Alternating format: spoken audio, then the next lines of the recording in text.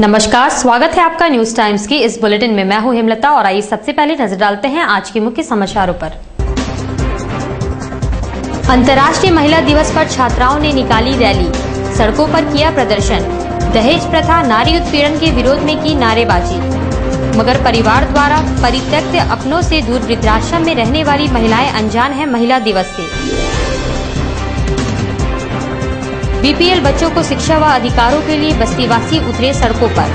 सोनारी हवाई अड्डे के पास किया प्रदर्शन, घंटों मुख्य सड़क को किया अवरुद्ध। और खरकाई नदी में नहाने के क्रम में इच्छापुर के रहने वाले 8 वर्षीय बालक और 17 वर्षीय मैट्रिक परीक्षार्थी डूबे, बच्चे का शव बरामद। अब खबरें विस्तार से। अंतर्राष्ट्रीय महिला दिवस के अवसर पर ग्रेजुएट कॉलेज की छात्राओं ने महिला सशक्तिकरण को लेकर एक रैली निकाली। छात्राएं प्लाई कार्ड थामी हुई थी, जिसमें लड़की को पढ़ने दो, लड़की को बढ़ने दो समेत अन्य नारे लिखे गए थे। एनएसएस के डॉक्टर राम सुब्रमण्यम उनका नेतृत्व कर रहे थे। शादी को बुलाइए। लड़की है पढ़ने दो आगे, लड़की है पढ़ने दो आगे, लड़का ना सही पढ़ने दो आगे। और 8 मार्च को महिला दिवस के अवसर पर कॉलेज की एनएसएस की छात्राओं ने अन्य छात्राओं के साथ मिलकर एक प्रोग्राम आयोजित किया है, जिसमें नारी सुरक्षा पर विशेष रूप से बातचीत होगी। दूसरी ओर जमशेदपुर वुमेन्स कॉलेज में भी अंतर्राष्ट्रीय महिला दिवस पर कई कार्यक्रमों का आयोजन किया गया, जिसमें छात्राओं ने मेहंदी लगाओ, रंगोली बनाओ प्रतियोगिता के अलावा डिबेट में भी भाग लिए।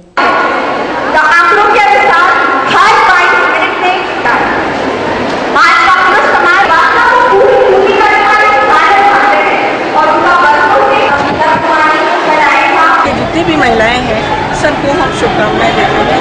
हम एनएसएस प्रोग्राम ऑफिसर और हमारे कॉलेज में आज अंतर्राष्ट्रीय साक्षरता दिवस, अंतर्राष्ट्रीय महिला दिवस के ऊपर में कई कार्यक्रम हो रहे हैं। मास कम्युनिकेशन और एनएसएस की भी कुछ लड़कियां उसमें पार्टिसिपेट कर रही है, जिसमें रंगोली कंपटीशन हो रहा है, मेहंदी कंपटीशन है, पोस्टर कंपटीशन है, डिबेट है, नाटक है और कल्चरल कुछ डांस और प्रोग्राम गाना गा सकते हैं।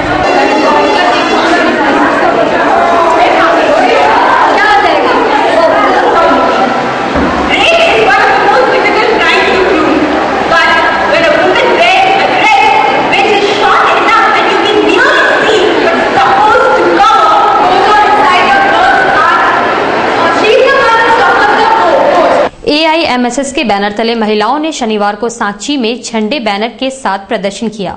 वे नारी उत्पीड़न, नशाखोरी और दहेज प्रथा के विरोध में नारेबाजी कर रही थी। अंतर्राष्ट्रीय महिला दिवस के अवसर पर महिलाओं ने सड़कों पर उतरकर प्रदर्शन किया। शनिवार को झंडा बैनर के साथ उन्होंने सांची में प्रदर्शन किया।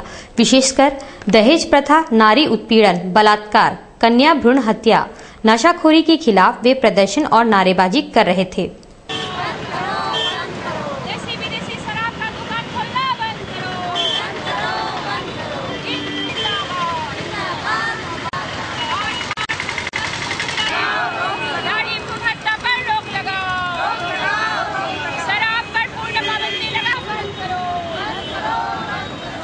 में लड़ाई कर रही है, आंदोलन चल रहा है। आज हम लोग 8 मार्च अंतर्राष्ट्रीय महिला दिवस, हर वर्ष हम लोग कुछ न कुछ रूप से इसको पालन कर। जिस माँ ने उसे 9 माह कोख में पाला, फिर पलकों पर बिठाकर रखा, अपने पेट काटकर उसका पेट भरा, उसी संतान ने माँ को घर से निकाल दिया। ऐसी कई माएँ हैं बिष्टुपुर स्थित हेल्पेज होम में। इसे अंत्योदय भवन भी कहते हैं।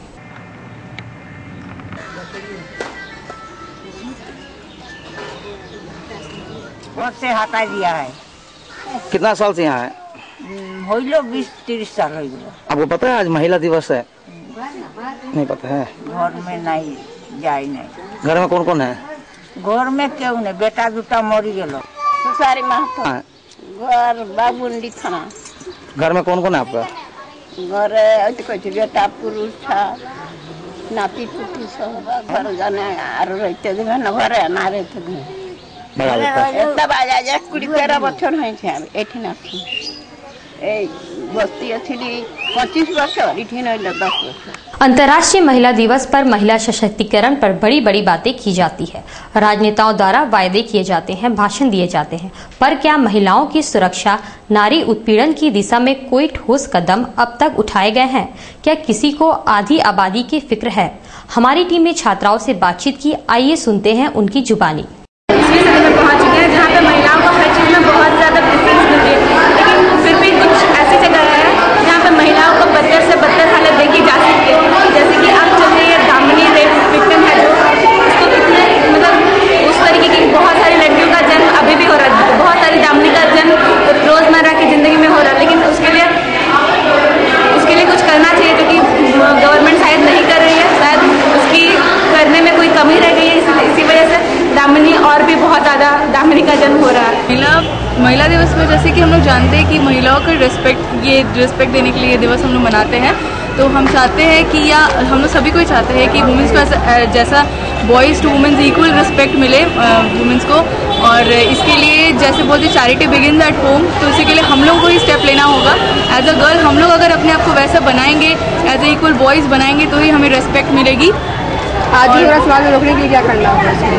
उसके लिए तो मेन है कि हम लोग जैसे यूथ है तो हम ही लोग को वो जो थॉट्स है अपने माइंड का वो चेंज करना। जैसे हम लोग नैरो माइंडेड थॉट्स होते हैं, जैसे गर्ल्स कुछ छोटे कपड़े पहनती है इसलिए उनको टीज किया जाता है, तो ये जो थॉट है ये थॉट प्रोसेस को चेंज करना होगा।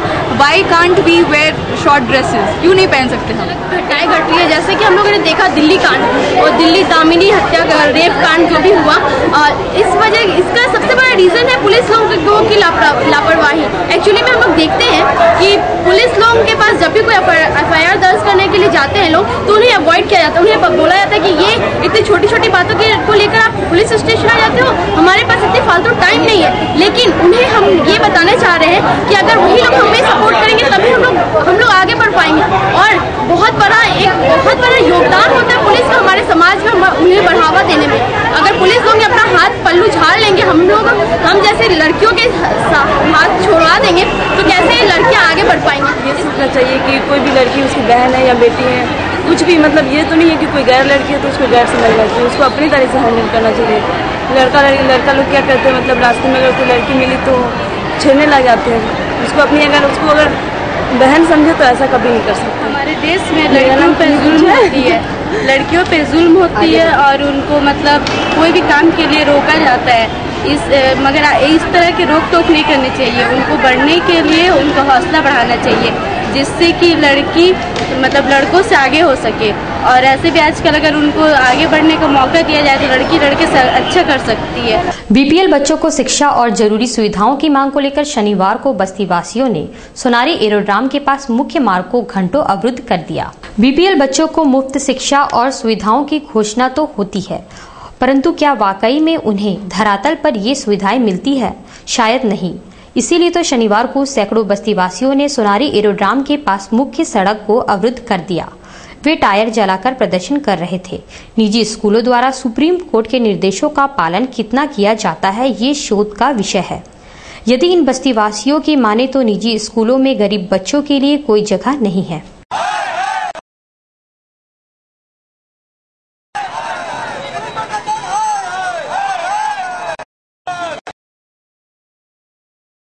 खरकई नदी में नहाने के क्रम में शनिवार को एक 8 वर्षीय बालक और एक 17 वर्षीय मैट्रिक का परीक्षार्थी डूब गए। काफी खोजबीन के बाद गोताखोरों ने 8 वर्षीय गणेश सरदार के शव को बरामद कर लिया है। RIT थाना अंतर्गत इच्छापुर गांव के रहने वाले पहाड़ सिंह सरदार शनिवार की सुबह अपने 8 वर्षीय पुत्र गणेश सरदार और चैतन्य के साथ खरकई नदी में स्नान करने गए। नहाने के क्रम में गणेश और चैतन्य डूबने लगे। पिता ने किसी तरह चैतन्य को पानी से बाहर खींचने में सफलता पा ली, मगर गणेश गहरे पानी में डूबता गया।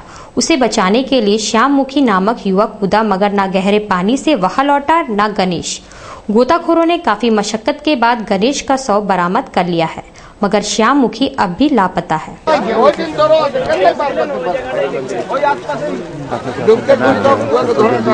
घटना हुआ था, मेरा मामा का लड़का, जोर से बोलिए, मेरा मामा का लड़का नहाने के लिए आया था, ठीक है। और वही हम लोग का बगल का एक आदमी अपना दोनों बच्चा को लेके 10 से 12 साल का लेकर आया था। उस समय हुआ क्या है कि एक बच्चा डूबने लगा उस आदमी का, और मेरा मामा का लड़का नहा के जस्ट घर जाने के लिए तैयार हो रहा था नदी से, तो एक डूबने लगा जब दोनों बच्चा उसका, तो एक ठो को तो उसका पापा बचा है, दूसरा को बचाने के लिए मेरा भाई कूदा था। अभी तक वो ना ही मेरा भाई आया ना ही वो बच्चा आया, अंदर में सब रह गया है।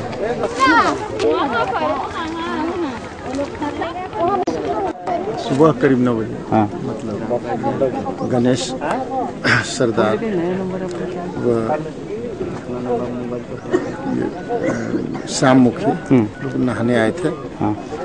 नहाने के क्रम में गणेश सरदार जो है उम्र करीब 8 वर्ष डूब गया पानी में। उसके बचाने के लिए श्याम मुखी गए, उनके साथ वो भी डूब गया।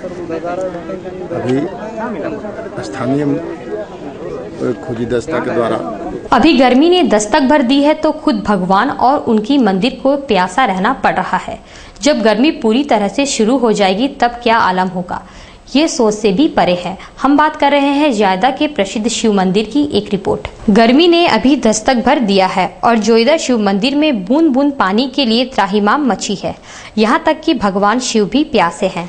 शिवलिंग पर बूंद बूंद पानी गिराने वाली मटकी खुद प्यासी है। शिवरात्रि में यहाँ हजारों की संख्या में भक्त आते हैं और 26 मार्च को भंडारा है।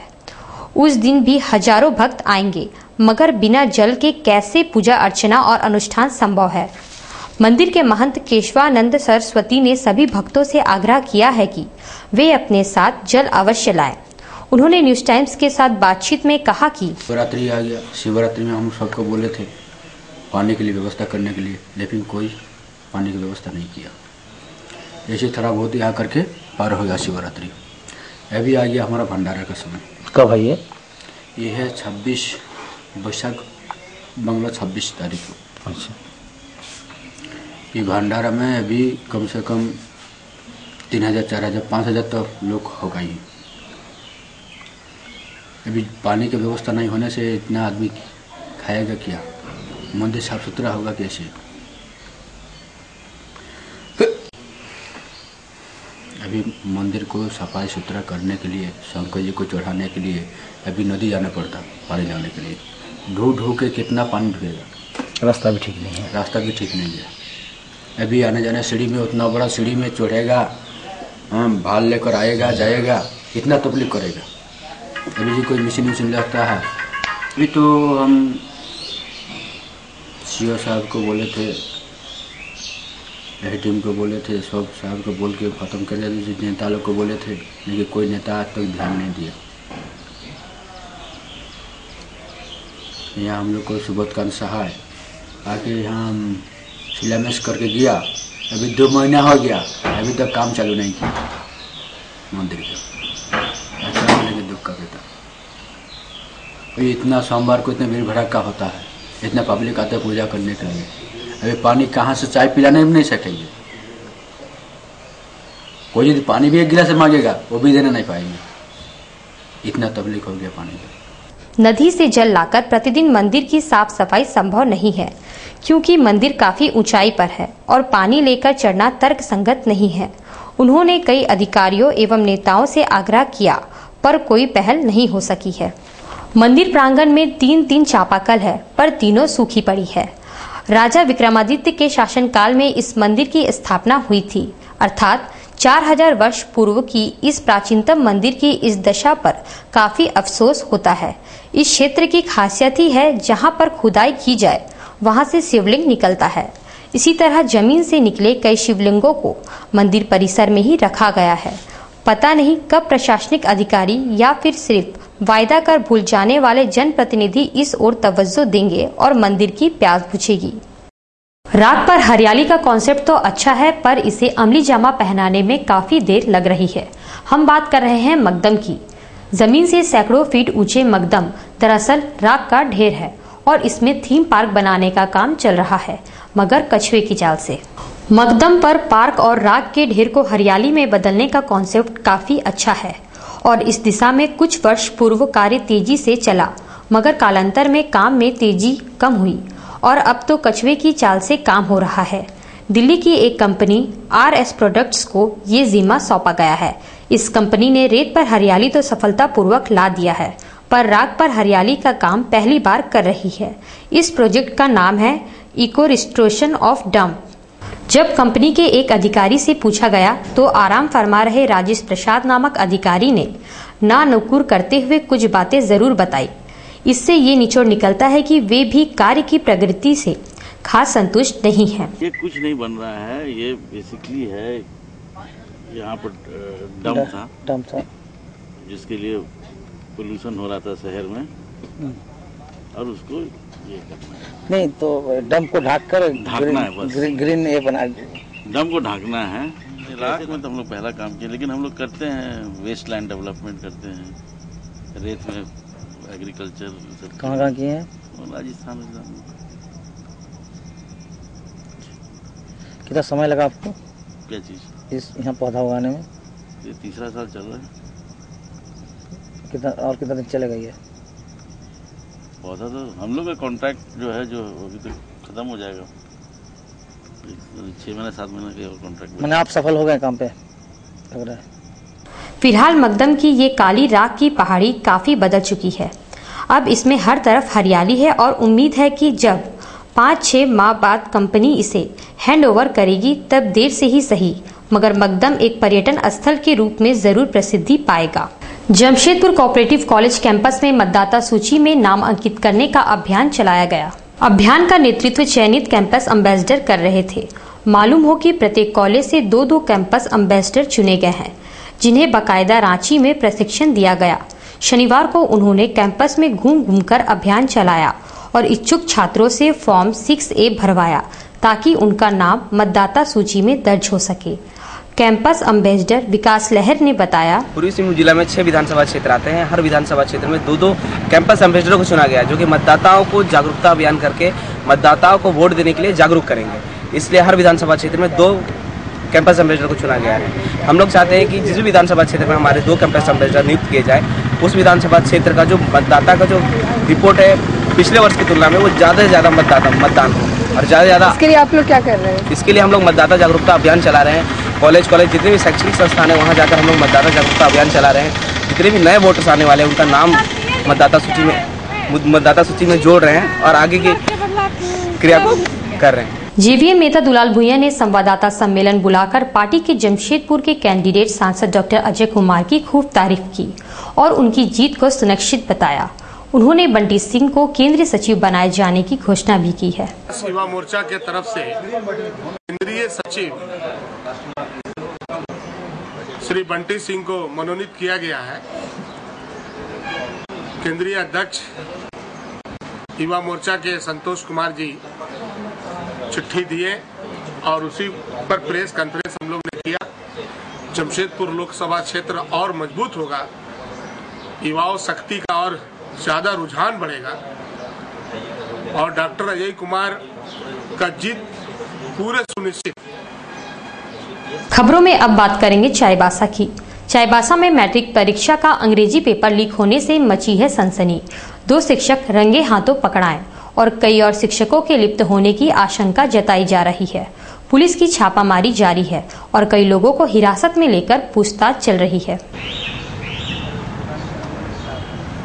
जिला प्रशासन को जानकारी मिली कि कुछ शिक्षकों की मिलीभगत से पेपर लीक कराया जा रहा है। उपायुक्त अबूबकर सिद्दीक पी ने प्रशिक्षु IAS रविशंकर शुक्ला को जांच की जिम्मेदारी दी। शुक्रवार को मैट्रिक की अंतिम परीक्षा थी। इंग्लिश विषय की परीक्षा थी। रविशंकर शुक्ला सुबह 9 बजे ही स्कॉट स्कूल स्थित परीक्षा केंद्र के बाहर पहुंच गए। 9:15 बजे एक व्यक्ति गेट के बाहर पेपर और हल किए हुए जवाब के कागज के साथ पकड़ा गया। फिर क्या था, मामले ने तूल पकड़ लिया। परीक्षा केंद्र पर मौजूद 3 शिक्षकों से सख्ती से पूछताछ हुई तो उन्होंने कई जानकारी दी। उपायुक्त भी मौके पर पहुंच गए। पूछताछ में यह पता भी चला कि लूथरन स्कूल के शिक्षक भी इस गौरव धंधे में लिप्त है। उपायुक्त के आदेश पर सभी 6 शिक्षक को सदर थाने लाया गया, जहां देर रात तक प्रशासनिक पदाधिकारी और पुलिस पदाधिकारी पूछताछ में लगे रहे। उपायुक्त ने कहा कि अभी जांच चल रही है। जांच पूरी होने पर ही पता चलेगा कि कौन कौन लोग इसमें संलिप्त है। दोषी लोगों के खिलाफ FIR किया जाएगा। नहीं, कोई इन्वॉल्व नहीं है।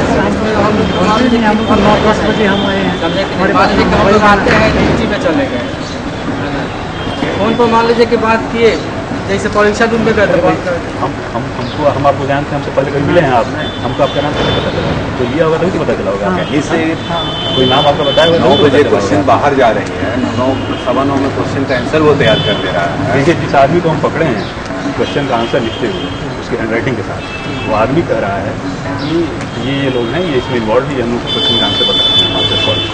हम लोग अंग्रेजी का टीचर हैं, अंग्रेजी थोड़ी परीक्षा अंग्रेजी का ही हो रहा है, मैट्रिक में अंग्रेजी पेपर होता है केवल। देखिए, और तो है हम कॉल डिटेल निकालेंगे और कॉल डिटेल में आपका रोज आ जाएगा 9 से 10 का, तो मामला क्लियर होगा। हमारे पास ये नहीं है कि कोई आदमी कौन इन्वॉल्व है। ऐसा कुछ गुप्त सूचना हम लोग को मिला था, कुछ लोग मैट्रिक का क्वेश्चन पेपर लीक करवा रहा है, आज का मॉडर्न टेक्नोलॉजी कुछ यूज़ करके कुछ क्वेश्चन पेपर लीक किया जा रहा है।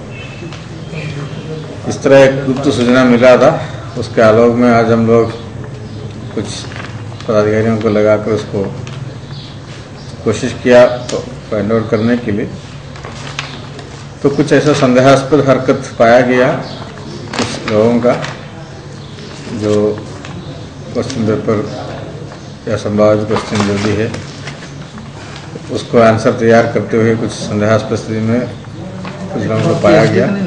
तत्काल उसको हम लोग डिटेन किया गया है, उसको विस्तृत जांच पड़ताल पूछताछ हो रहा है। उसके बाद यदि ऐसा लगे ये क्वेश्चन पेपर का ही चोरी या लीक करवा रहा था, इस तरह का गलत आचरण का प्रमाण होने पर उसके ऊपर विधिवत FIR और कार्रवाई होगा। अभी तत्काल उसको हिरासत में लेकर पूछताछ चल रहा है। किस स्कूल के शिक्षक संलिप्त हैं सर?